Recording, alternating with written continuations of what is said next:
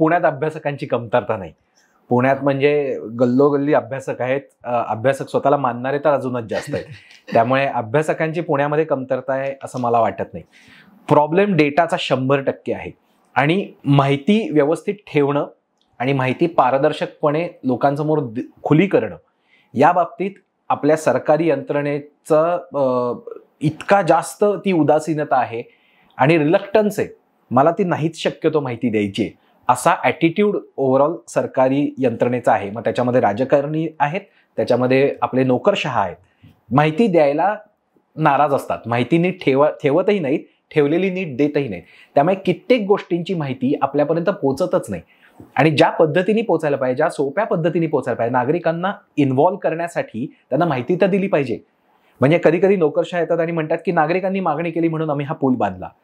पण तुम्ही नागरिकांना माहिती दिली होती का की हा पूल बांधायला किती खर्च येणार आहे, हा पूल झाला तर खरंच किती प्रॉब्लेम होणार आहे किंवा नाही होणार आहे, कोणते प्रॉब्लेम सॉल्व्ह होणार आहेत, बांधायला किती खर्च होणार आहे, हे जेव्हा बांधलं जाईल तेव्हा इतर रस्त्यांवरती ताण कसा येणार आहे, याची कोणती माहिती दिली जाते?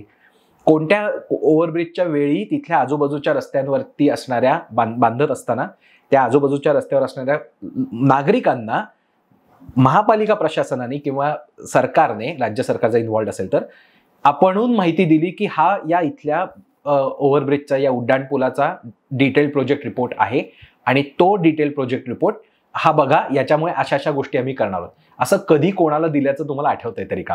या तारखेपासून हे काम चालू होणार आहे, या तारखेला हे काम संपणार आहे, असं सरकारने ठामपणे सांगितलं आणि ते पाळलंय, हे तर आपल्याला कुठेच दिसत नाही. म्हणजे काय की ओव्हरऑल माहिती देणं, आपण उत्तरदायी आहोत हा भावच नाहीये सरकारमध्ये. की आपण ज्या नागरिकांच्या जोरावर निवडून येतो, ज्या नागरिकांच्या करातल्या पैशाने आपले पगार होतात, त्यांना आपण माहिती दिली पाहिजे, त्यांना आपण उत्तर दिलं पाहिजे, त्यांनाही जाब विचारण्याचा अधिकार आहे आपल्याला. हा भावच विसरला गेलाय, जो लोकशाहीचा खरं तर गाभा आहे. आणि ते विसरलं गेल्यामुळे माहिती दिलीच जात नाही, त्यामुळे डेटा ठेवला जात नाही. आणि डेटा ठेवला नाही की मग अभ्यासकांनाही डेटा मिळत नाही.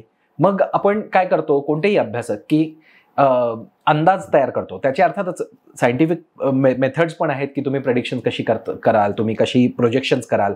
मग ती पॉप्युलेशनची प्रोजेक्शन्स असतील किंवा मायग्रेशनची असतील, या सगळ्याची प्रोजेक्शन्स असतात, ते अभ्यासक करत असतात. पण ती प्रोजेक्शन्स असतात, रिअल डेटा नसतो.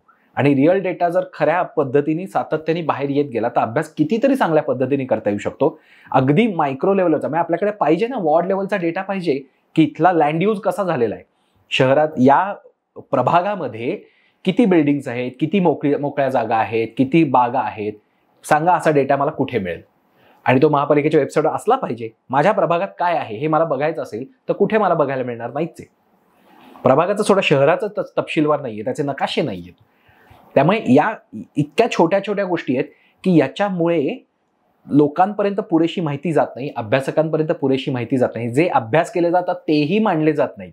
म्हणजे एखादा प्रोजेक्ट प्रपोज केला जातो, कन्सल्टंटकडनं अभ्यास करून घेतला जातो, त्या कन्सल्टंटच्या सल्ल्यानुसार आम्ही हा प्रकल्प नेणार आहोत पुढे असं सरकार जाहीर करतं, ते आपण वर्तमानपत्रात वाचतो. पण कन्सल्टंटनी काय सांगितलंय, त्याचा रिपोर्ट काय आहे, तो खुलाच नाहीये. मग कोणीतरी माहिती अधिकारात जाणार, तो मागणार, तो त्या माहिती अधिकार वापरणाऱ्या व्यक्तीपर्यंत पोहोचणार, पण कोणत्याही सामान्य नागरिकापर्यंत कसा पोहोचणार? त्या व्यक्तीला कसं कळणार की या रिपोर्टमध्ये काय म्हणलेलं आहे?